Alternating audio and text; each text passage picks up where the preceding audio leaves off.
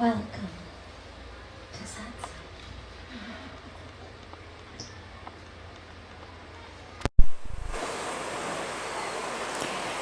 So beautiful to be together tonight in our newly multicolored Jopuri. Everything's multicolored here this evening. It's interesting because the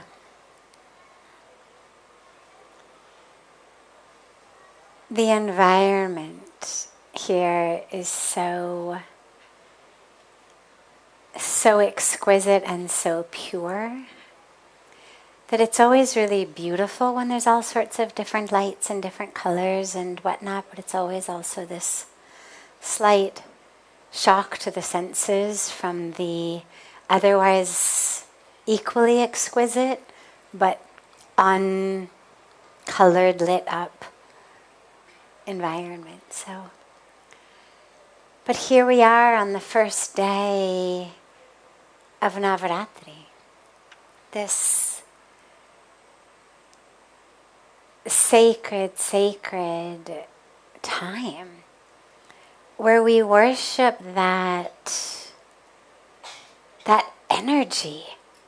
In the Hindu tradition, with every male aspect of the divine, there's always a female aspect with him. If there's anything that the male aspect actually has to get done. So it's not that there aren't any aspects of the divine that are not in a male-female counterpart relationship, but if you look at the main actions, the main tasks, creation by Brahma, sustenance by Vishnu, dissolving of that which is old to make room for that which is new by Shiva. And of course many of the avatars of Vishnu, those that are here in human form, Bhagwan Krishna, Bhagwan Ram, that are here very specifically in that service of sustenance, but not just any kind of sustenance, an actual light-filled, dharma-filled sustenance. When the divine incarnates in form, in human form to bring back light to the darkness, there's always a female counterpart, and that's the Shakti, that's the energy. And so it's such a beautiful awareness that it's not just, oh yeah, it's nice to have, the woman also. It's that quite literally without her, the work of Brahma, the work of Vishnu, or the incarnations, the work of Shiva, it could not happen. And so these days are days of really celebrating that energy. And of course, that energy doesn't only exist in female gendered beings. I mean, there's a divine feminine in not just women, but in men as well. Regardless of what our chromosomal situation may be or the structure of our genitalia may be, we've all got masculine and feminine energies within us. And this is a time of really, whether you are a man or you are a woman, a time of really honoring that divine feminine energy within you and within those around you. really tapping into that creative energy within you, that energy that makes things happen. Not just that OCD gets your to-do list done, but the actual energy of your blossoming. The actual energy of the creation of you, of the sustenance of you, and of the dissolving of that within you, which is old and stale, no longer needed, holding you back, keeping you stuck within you. Because of course this trinity of the divine, the creation, the sustenance, the dissolution, it's not linear, it's cyclical. So it's not, oh, the end is Lord Shiva or Ma Kali or Ma Durga have come in and destroyed and now it's over. It's a dissolution of that, as I was saying, that keeps you stuck, holds you back, is old, so that the work of creation can begin again. I think about it like the leaves of the trees that dry and then fall in the autumn. Well, once they're dead and dried, they're no longer of any use. They're not doing photosynthesis. They're not giving us flowers or fruit. They're not even alive anymore. And so this divine universe has them actually fall to the ground, where they're covered typically with snow or with some level of frost. Come March, April, May, those leaves have become the fertile soil for that which is going to grow in the springtime. So it's not leaves dead over. It's this cycle is now cycling in such a way that that which is old and dry and now becomes the fertile soil for new growth. So it's a beautiful time to find that energy within you. And without going into too many details, because I don't want to take all of our satsang time with it, but I did promise that I would begin with it. Today is the day of Navratri. Each day is dedicated to a different aspect of the Mother Goddess, what we call the Nav Durga. So the 9 different forms of Durga. And today is the day dedicated to the goddess Shailputri, who is said to be the daughter of the Himalayas. And so she's this embodiment of Mother Nature. She's the daughter of the Himalayas, this embodiment of Mother Nature. And obviously an incarnation of Ma Parvati.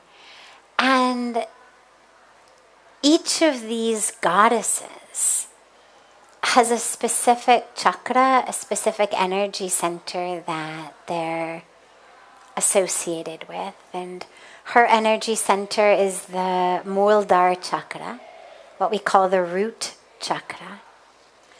And so as we connect with her, because all of the energy rises up. So in praying to and connecting with Goddess Shailputri, it's this opening of the sacred energy within the body to begin its ascent through us. So it's a very sacred time if you're looking to awaken, connect with that sacred energy, whether we say kundalini energy or just spiritual energy or sacred energy, but that energy within us. So it begins in our root chakra, the Muladhara Chakra, and then it rises through us. And each of the goddesses is also associated with a particular demon, the personification of ego and ignorance, because within Hinduism, we don't believe in evil. We don't believe that there's a sense of evil to the core.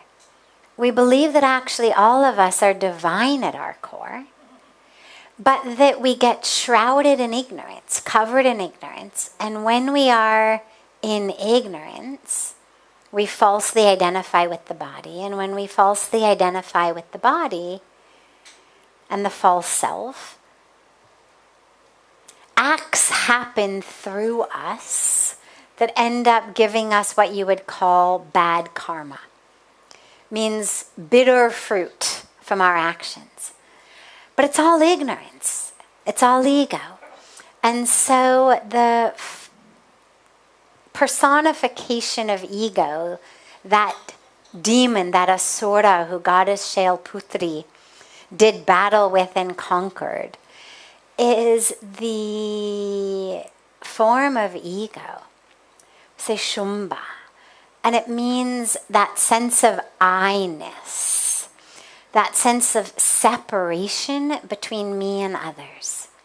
As long as I think I am separate from God, separate from everyone, separate from the earth, well, A, I suffer. B, I bring suffering to others. Because if we are separate, then you are simply an object. Because if I'm living in that illusion of separation, it means I've identified only as the physical body. I've objectified myself, and therefore objectified others. And if someone is an object, there's only two possibilities. Either I can use them for my personal pleasure, maybe to get ahead. So whether it's sensual pleasure, whether it's somehow to get ahead in work, whatever it may be, I can use this person in some way that benefits me. Or I have to remove that person. So either they can be used or they are a hurdle on my path to be removed. So that sense of ego called shumbha was the asura, the demon who goddess Shailputri conquered. So today, on this day, it's a beautiful time to just begin that connection to the divine energy within you. Don't worry about remembering all of the details, but anchor yourself in your Muladhara chakra with an awareness that that's really the seat of this energy. So the lower chakras are not things to be avoided, pushed away, denied, repressed, suppressed, because then it just blocks the energy. You can't say, oh, well, I'd like my kundalini energy to rise, but I'd like it to begin with my heart, please. The energy begins where it begins, which is in our Muladhara chakra. But too many of us push away those lower forms of energy. And then we end up depriving ourselves of that energy as it rises. So there's nothing within the self to fear or oppress or repress. It's just an awareness of different levels of consciousness, different levels through which we interact with the world. So you anchor in that Muladhara chakra. And as you do, because of course some of the energy of the lower chakras is all about objectification, right? It's all about how can I use you for my pleasure. And so as you're anchoring in that, to ensure that you don't end up getting lost in some of those energies, you allow yourself to do an inner, kinder, gentler battle with shumbha, with the ego, that keeps you separate. I never like to think of actually waging war inside of us, because ultimately at the end of the day you're going to bed with the loser. Right? I mean, it's all in you. If you fight with a colleague, at the end of the day you can each go home to your house. You fight with a family member, at the end of the day you can each go into your own rooms. Even a spouse, okay, one of you takes to the couch for the night or the guest bedroom for the night. But when you're doing war with an aspect of yourself, guess who you're going to sleep with? So I don't think about it as battle, but just a sense of clarity. A sense of awareness. The ego shrivels in the face of awareness. And so when you really look at it and you realize, I'm not separate. I'm not an object. I'm not a body, I'm spirit. And since I'm spirit, so are you. So there is no place I end and you begin. You are not something to be used or gotten out of the way. Actually, the same spirit that flows through me flows through you. We are one. So that enables that energy then to start rising, and it enables us to be free of that particular form of the ego. So, since we began with that, before taking a question that's come in advance, which is where I usually begin, I wanted to just open it up to questions here.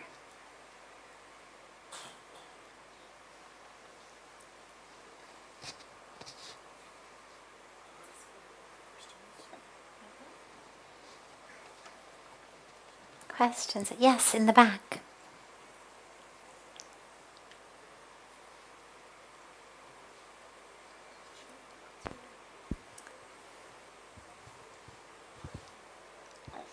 Good evening. Thank you for taking a question. Of course.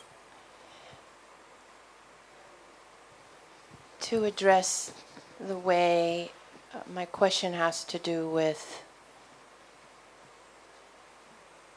this doing battle with the ego and allowing something to let it go.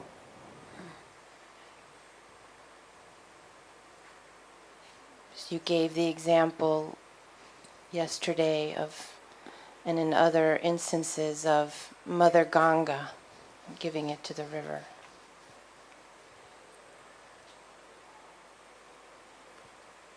And I've done puja here to let it burn in the fire.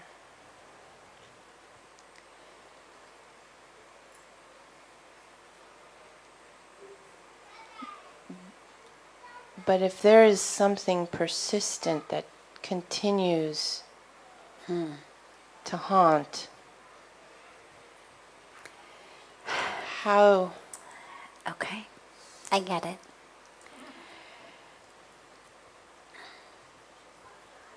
So,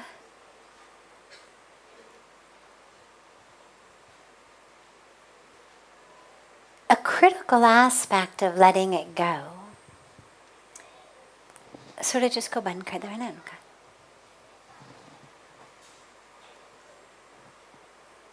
A critical aspect of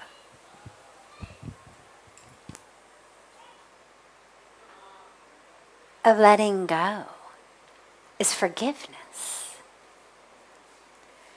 I can't just let go into nothingness. I can only let it go once I have forgiven.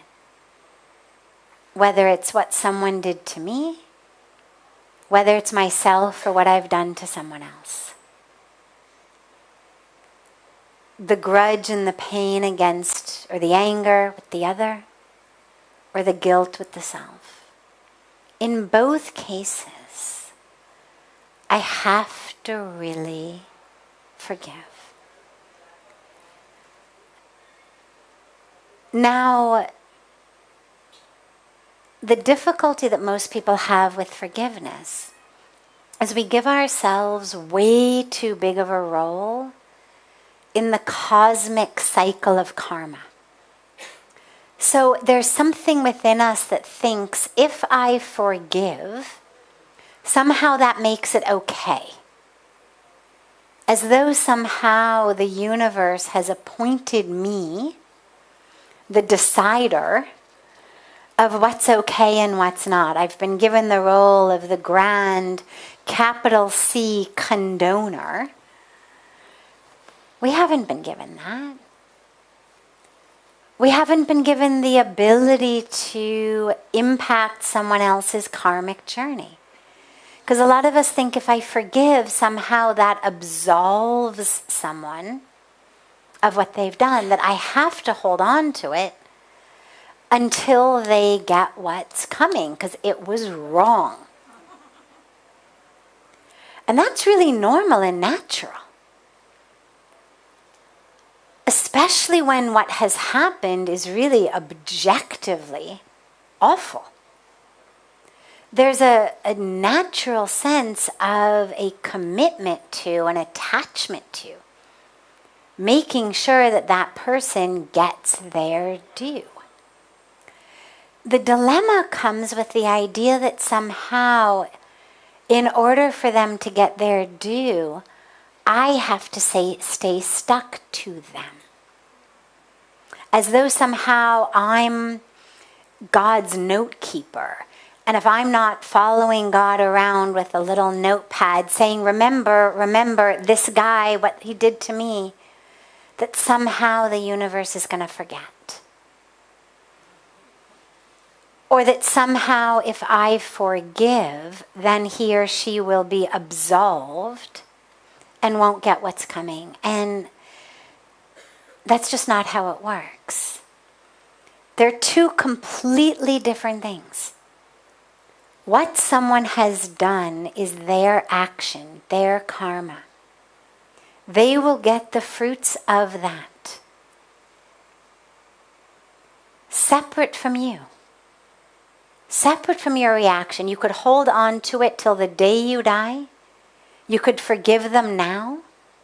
It's not going to impact the fruits of their karma.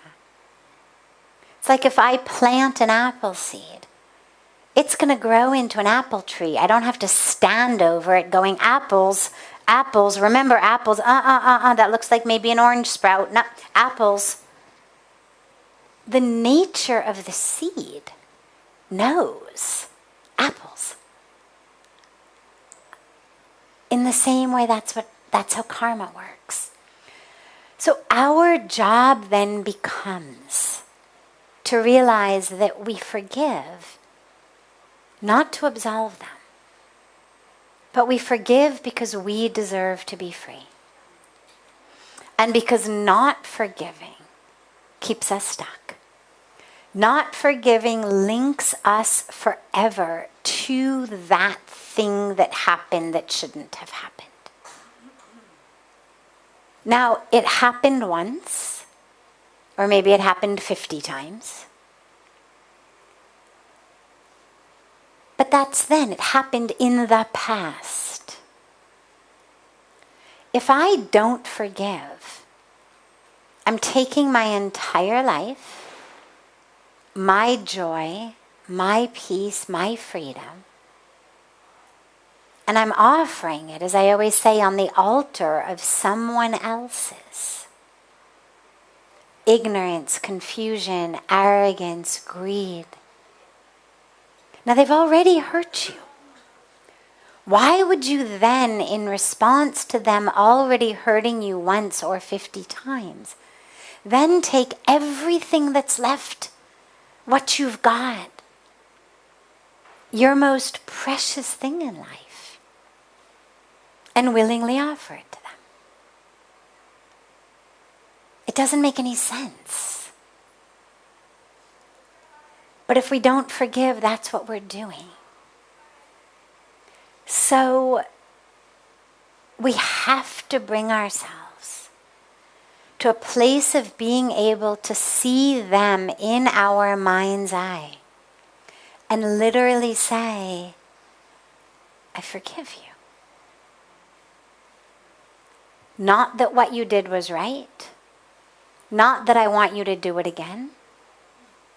Not that maybe I even ever want to see you again. But I'm letting go of my end of the karmic cord.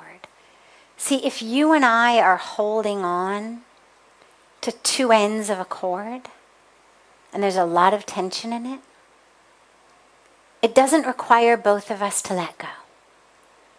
It actually just requires one person to let go. And all of the tension in that rope disappears. So we forgive so that we can be free. Now the dilemma with that is, a lot of us hold on to this pain as really a kind of identity. We become the ones who were abused, abandoned, betrayed, cheated, lied to, harmed. And that becomes a whole identity. And there's all these aspects of my life that are built around that identity.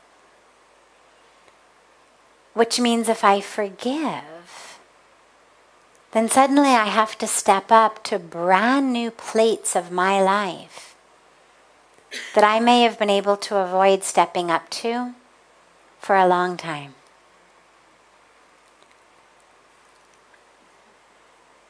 And so this is where we have to really have the courage that says, I deserve freedom. I deserve joy. I deserve love. I deserve peace. And if it means that I no longer have an excuse to be an addict, okay, well, we'll deal with that. I'll deal with my addiction then. I'll stop blaming it on this thing. If it means I no longer have an excuse to be depressed, we'll deal with the depression. If it means I no longer have an excuse to not trust people, to not open my heart, well, then either I can make a conscious decision not to and just be aware that I no longer have an excuse, but I've made a very conscious decision. Because of course we have the right. We've got free will. We can decide to open our hearts or not. And so we then decide, I'm going to open it or I'm not. Without needing to rely on the crutch of, well, I can't trust because I was traumatized, therefore you will have to excuse me from X, Y, and Z.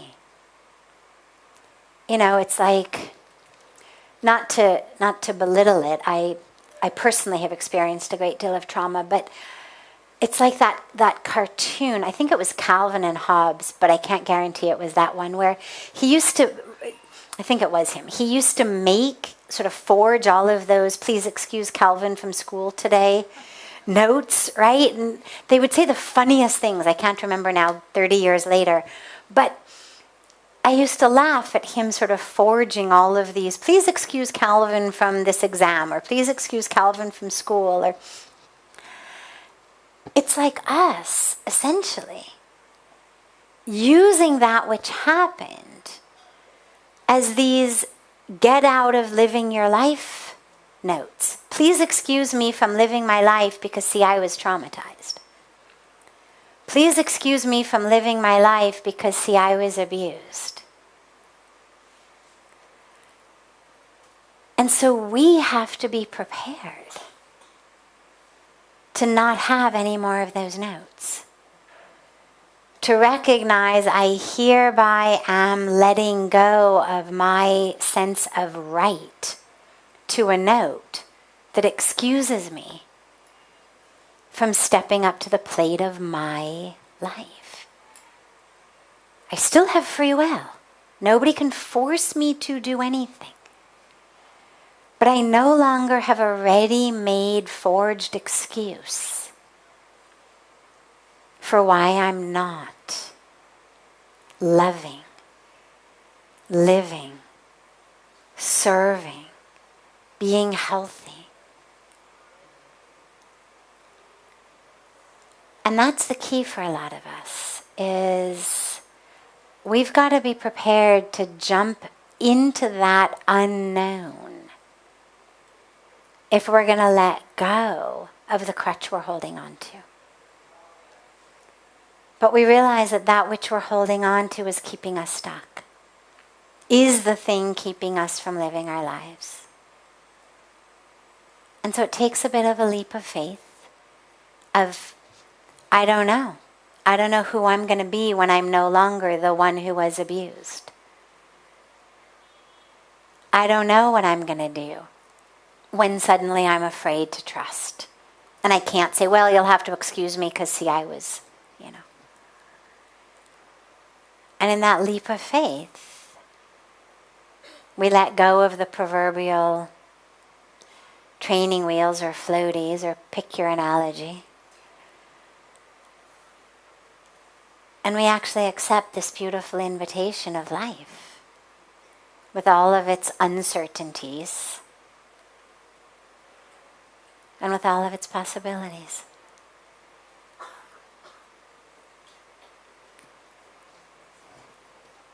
Yes. Other questions?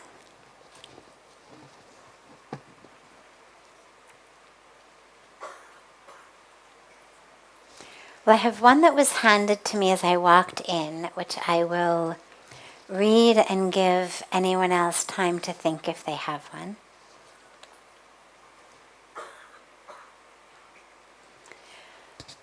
I tell my 4-year-old son to pray to God to help him get well soon.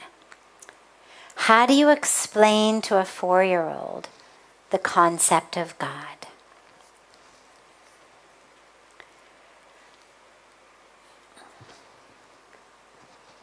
So,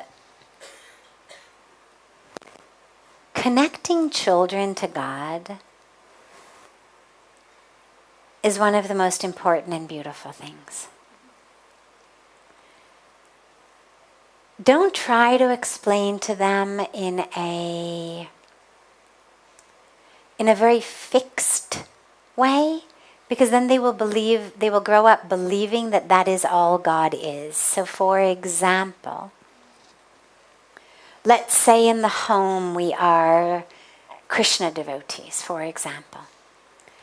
Well, we all understand that Bhagwan Krishna is the expression of the divine we worship, but that ultimately that divine is infinite. In fact, Bhagwan Krishna himself says it, that in whatever form the devotee worships me, I appear to the devotee in that form. But if you say to a 4-year-old, this is God, and you show them a picture or a deity of Bhagwan Krishna, the child doesn't have the concept to understand what we understand, manifestation, embodiment. So the child is literally going to grow up to believe God is blue, God plays the flute. Now, there's nothing wrong with that. Loving Bhagwan Krishna is beautiful, but if they can have an idea actually of an infinite presence, that's also really beautiful. And so you can give them both. You can give them, this is one form of God. Let them love an image of God that's easy for them to see and understand and connect with. but also help them understand, for example, who wakes you up in the morning? When you're asleep, who wakes you? Right? You're not there. Who reminds you to breathe? Who's breathing for you? Who wakes you up in the morning? Who's breathing for you? Who makes the sun rise? You were sleeping. You weren't on the job. Who makes the sun rise? Who makes the flower petals open up in such a beautiful way to the sun? All of these things, this is God. Who makes a caterpillar turn into a butterfly? Who makes a seed sprout and become a tree? So these are all expressions of God. This is God.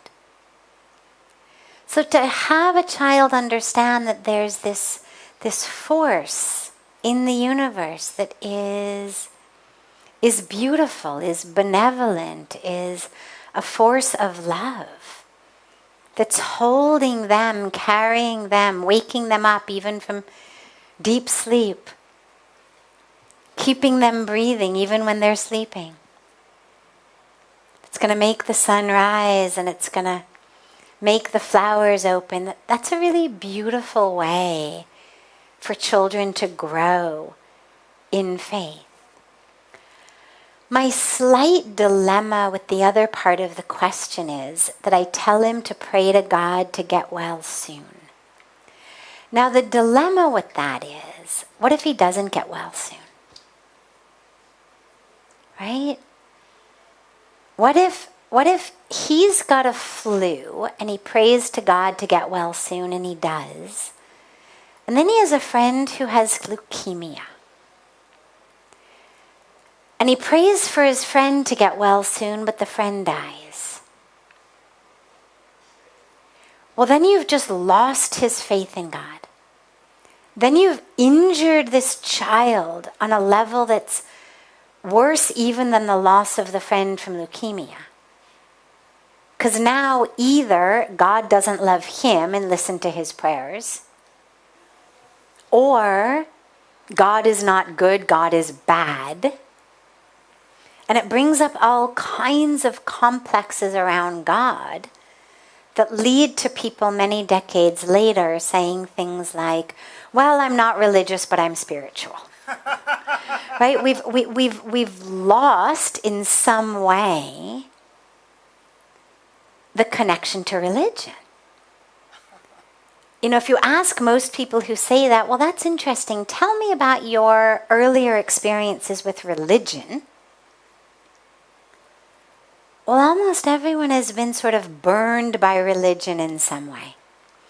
Either there's a teaching in religion that doesn't work, so I'm not a heterosexual, I'm any of the other varieties of that. My religion says that's a sin, so I no longer am religious. Or I'm a female.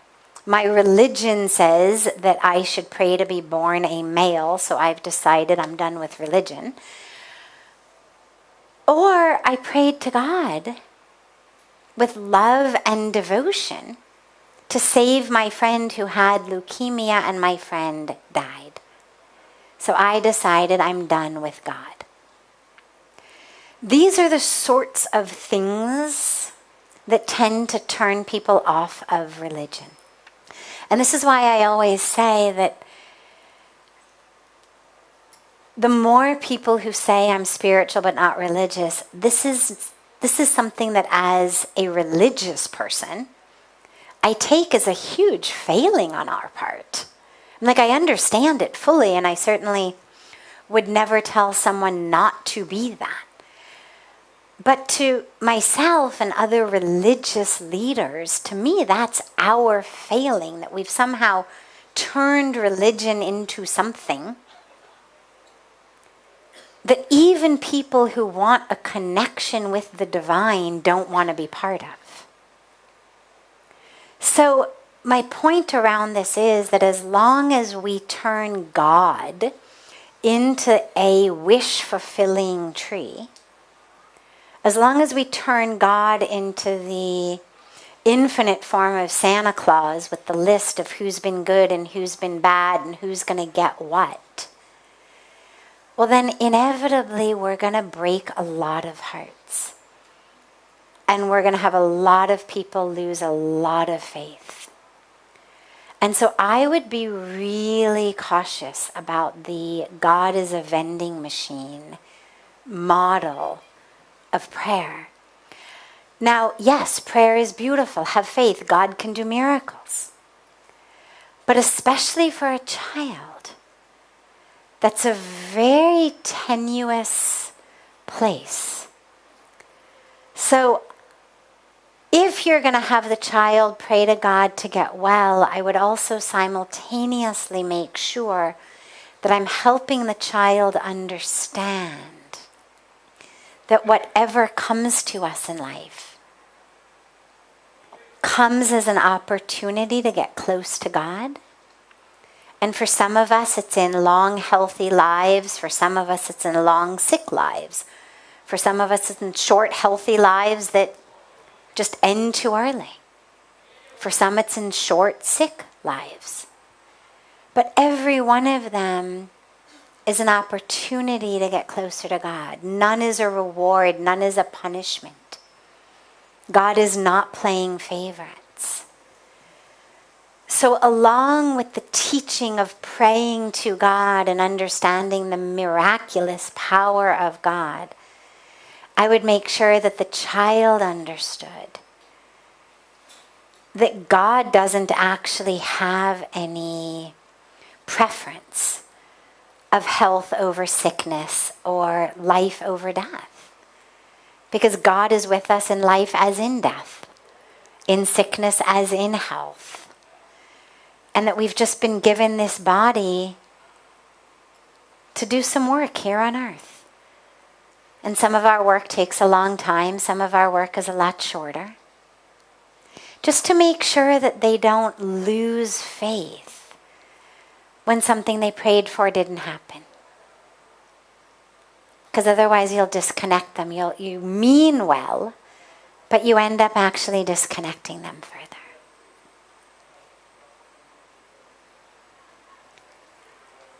Any other questions? Yes, we'll take it last. Good evening. Thank you so much. What is the purpose of struggle? Is struggle also a construct? Thank you. Is struggle simply a construct? Well, I mean, there are certain viewpoints, and I won't go into them because it's a long and deep philosophical debate. You could say everything is a construct. But instead, what I would say is there's two different aspects of struggle. One which keeps us stuck, one which sets us free. The type of struggle that sets us free is the type of struggle, if you think about a butterfly pushing its way out of the cocoon. Right? There's that great story of the man who comes out one day and he sees a cocoon hanging from a tree in front of his house, and it's swinging back and forth, and there's a little crack in the cocoon, and he sees the butterfly's head. And he sees the butterfly try to squeeze itself through the crack. But she doesn't seem to be able to. And so in the most kind-hearted of intentions, the man goes in the house and he gets himself a pair of scissors, and he comes out and he gently, gently, gently cuts the cocoon. And the butterfly then essentially flops out of the cocoon onto the ground. And he went and picked her up and tried to get her to fly, but her wings weren't actually developed. Her wings were wet and soggy and shriveled. Because actually it's the act of pushing her body through the cocoon that sends that energy, mass, matter from the center of the body like a caterpillar into the wings like a butterfly. So in that case, the struggle was essential. The struggle to be born, right? I mean, think about the struggle of the mother, the struggle of the baby. It's setting us free. And we all can look back on our lives and think of such struggles, things we have been through, with freedom on the other side. But then there's what most of us struggle with most of the time. I'm going to say 90% of struggle is in the second category. And that's the category of the games of the mind. That's the struggle of, it's not fair. I'm so nice to her, and I do everything I possibly can for her. Why is she so obnoxious to me?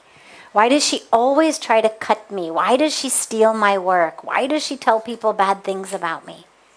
That's not fair. Or that says, it's not fair. I'm the one who does all of the work and he gets all the credit. Just because the boss likes him more, just because they golf together, this is not fair. The type of struggle that kills our mind. We're eating, we're thinking about it. We're walking, we're thinking about it. We lie down to go to sleep, we're thinking about it. We're hugging our loved one, we're thinking about it. We're losing the moments of our life in those struggles of the mind. And that's where our practice of meditation, our practice of introspection comes in. Meditation that actually enables us to learn that we are not slaves to thoughts, that we're not slaves to the games of the mind, to just bring the mind back, bring it back, that lo and behold, we actually do have control over it. It is not a runaway train. And our practice of introspection and contemplation to really guide us of, wow, I'm finding myself so angry at this person or so jealous or so resentful. Why is that? Why is it having such an impact on me? Why this compared to so many other things that I can just blow off? And we really introspect so that we can gain insight and understanding and ultimately freedom. So the discrimination is required because you don't want to become lazy in the first batch of struggles. Right? You don't want to be the butterfly that says, oh, it's just a game of my mind that I'm actually supposed to become something else. I'll just sit here in this cocoon forever. You want to be able to clearly recognize which struggles we are supposed to fight for and which struggles are those we've created. And there's no equation, unfortunately. I wish I could say to you, well, if A plus B equals C, then yes. But there isn't an equation. One of the key ways of knowing is ask yourself, what is the ideal resolution of the struggle? If I had a magic wand and I could fix this struggle, what would the outcome be? And if that outcome is essentially you versus someone else, now I'm the one with more Facebook followers. Now I'm the one who got the promotion. Now I'm the one the boss likes. Now I'm the one everyone's looking at. You can be pretty sure that that struggle is a game of the mind, and don't fight for it. That's where you need to become free. But if the end of the struggle is a sense of expansion, not of your pocket or your bank account or your possessions or area of influence, but an expansion of yourself. So the end is, I finally have the courage to do what I'm meant to do here on earth.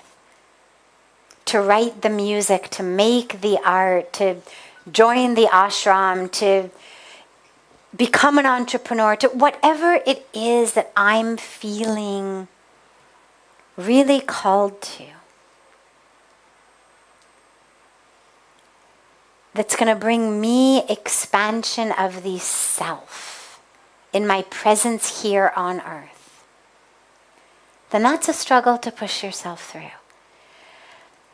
And lastly, if it's a struggle where the end result is a better situation for many, then it's definitely a struggle to push through. Then we find ourselves in the land of the war of the Mahabharata, where, it was a struggle. I mean, there was Arjuna on a battlefield facing family members. Huge struggle. Not for himself, not for his ego, not for petty stuff. He had already let it go what they had done. He said to Krishna, forget it. Don't worry, it's okay. We don't need anything. But he had a job, a duty, to bring back Dharma. And to bring back the Dharma, he needed to struggle in the fight. And so as we today fight collectively against human rights abuses, against discrimination, against violence, against terrorism, against what is happening to Mother Earth, that's a struggle we need to struggle with. That's not a struggle where the solution is just, how can I find my peace in the midst of everyone else's difficult situation? How can I live in heaven while everyone else is living in hell?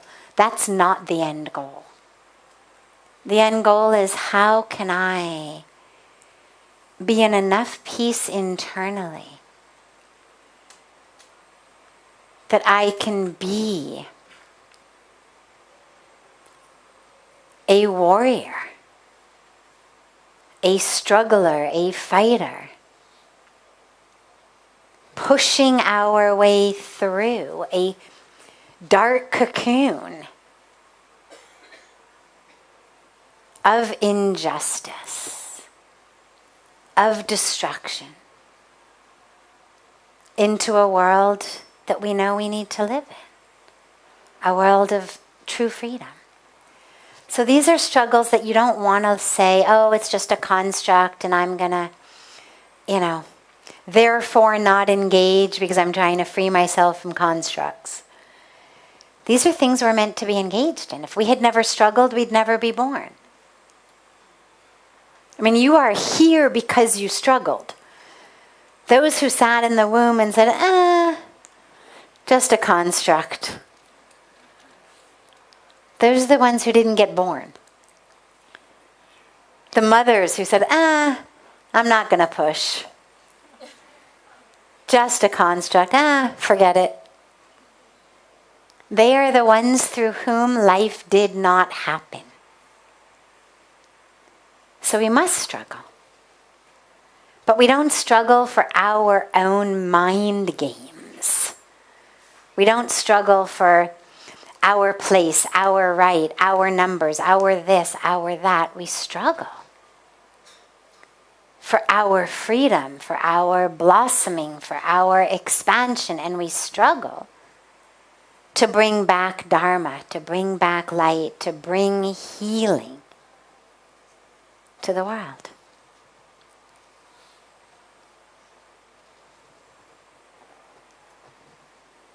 Beautiful. Have a beautiful, beautiful first evening of Navratri.